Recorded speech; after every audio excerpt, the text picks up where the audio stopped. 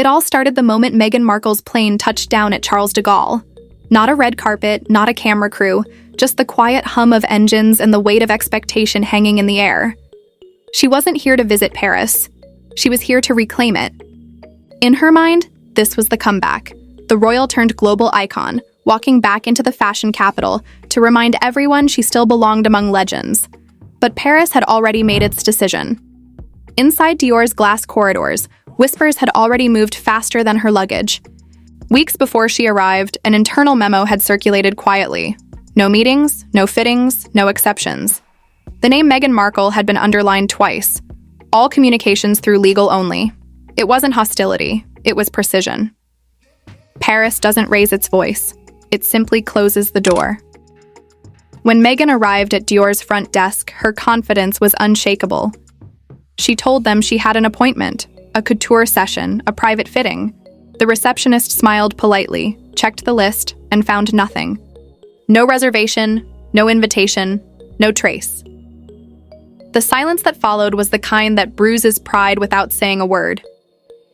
She tried again, explaining her team had confirmed the meeting days ago. But the woman at reception just tilted her head gently. "I'm afraid not, madame. There was no drama, no security scene, just formality, the cold, immaculate kind that Paris does best." The Dior representative came forward, thanked her for coming, and wished her a lovely afternoon. That's when it hit her. This wasn't confusion. It was exclusion. Behind that flawless politeness lay a truth Meghan Markle wasn't supposed to see. Dior had already cut ties. Her team had pitched for months. Sleek proposals, glossy decks, poetic language about reimagining Diana's legacy for a new generation. But one Dior executive had summed it up in a single line that would echo through fashion circles later. "We dress legends. We don't manufacture them from controversy." That's when the blacklist began. Emails went unanswered. Contacts vanished. Conversations shifted behind closed doors. By the time Meghan walked out of Dior that morning, her team still hadn't processed what had happened. To her, it felt like a misunderstanding. To Dior, it was the execution of a long, silent decision. Hours later, the first whispers started slipping down the marble hallways of Avenue Montaigne. She showed up uninvited. Dior turned her away. It was awkward. No one dared confirm it, but in fashion, rumor is currency. Within 24 hours, every editor in Paris already knew. And then came the receipts. Private correspondence leaked, showing that Meghan Markle's outreach to Dior had been steady, persistent, maybe even desperate. A final document allegedly compared her story to Princess Diana's evolution of elegance, positioning herself as the modern heir to Diana's visual legacy. Inside Dior, that was the breaking point. The board didn't want headlines. They wanted distance. Quiet, permanent distance. Soon, that one internal decision spread through the LVMH empire like perfume in the wind. The invisible, restricted list, the one every major house keeps, began to grow. Givenchy, once proud to dress her for royal occasions, backed away. Chanel declined meetings. Even stylists who once begged to pull pieces for her appearances began to receive subtle texts. Avoid association. In an industry built on perception, Meghan Markle had become what every luxury brand fears most, a walking PR risk wrapped in couture ambition. Paris didn't exile her publicly. It simply stopped responding. Days passed. But silence doesn't sit well with Meghan, so she decided to make her own noise. That's when she appeared at Balenciaga's show, the very stage that crowned and crushed reputations in equal measure. Her entrance was cinematic. Flashbulbs, polished smiles, that trademark hand brush through the hair. To cameras, she looked radiant. But to the people in the room, the editors, the designers, the insiders, something felt off. "You could feel the air freeze," whispered one stylist who attended. The applause that followed wasn't admiration. It was etiquette. In that room, every clap was calculated, every glance rehearsed. And Meghan Markle, once adored as the face of rebellion wrapped in grace, now stood as an outsider trying to reclaim a throne no one had offered.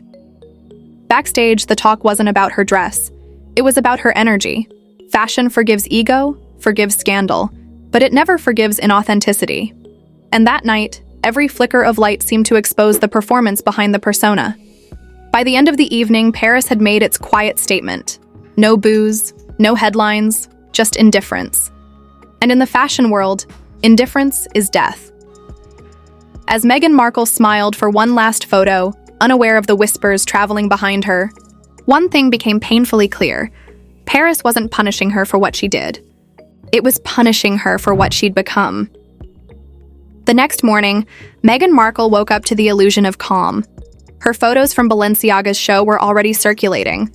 Glossy edits, perfect lighting, headlines that seemed supportive at first glance. The Duchess returns to Paris in style.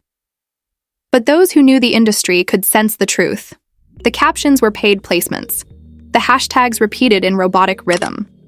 And deep inside Dior's network, investigators were already tracing the sudden wave of identical posts. Their findings? Multiple influencer accounts tied back to the same PR agencies that handled Meghan's image. To Dior, that wasn't coincidence. It was an attempted rewrite, a digital illusion trying to erase a real-world rejection. So they responded the Paris way. Quietly, decisively. A one-line message sent to fashion editors across Europe. Dior has no current or planned partnership with the Duchess of Sussex. No hashtags, no shade, just finality. And in fashion, finality is fatal. The fallout rippled through the LVMH empire like a whisper that everyone heard but pretended not to. Givenchy froze its communication channels. Fendi shelved a proposed capsule meeting. Even Louis Vuitton, once intrigued by her market pull, removed her name from internal presentation slides. She wasn't banned officially. That's not how Paris works. But every elevator button she used to press was now disconnected. Still, Meghan Markle refused to vanish quietly. Her next move was bold, and for some, unforgivable. Days later, she was seen filming near the Pont de l'Alma tunnel, the very place where Princess Diana's life ended. Her team called it a location drive, a scenic route, nothing more. But to Paris, it felt intentional, too precise, too symbolic. For a woman who had publicly aligned herself with Diana's story, the grace, the rebellion, the heartbreak, the imagery struck a nerve that still hadn't healed. One French journalist wrote, "You don't visit the wound to sell the perfume." And that single line captured the outrage that followed. What Meghan saw as a tribute, Paris saw as a performance. To them, it wasn't homage, it was appropriation. Because in this city, Diana isn't a brand. She's a ghost that still walks the Seine. By the next morning, the whispers had turned ruthless. Stylists talked about her scent, about the tension she brought into rooms. Some said she wore too much perfume. Others said it wasn't perfume at all. It was energy, heavy and restless, like something hiding behind charm. Whether true or not didn't matter. In Paris, perception is truth. It's truth. That's when the unspoken verdict arrived.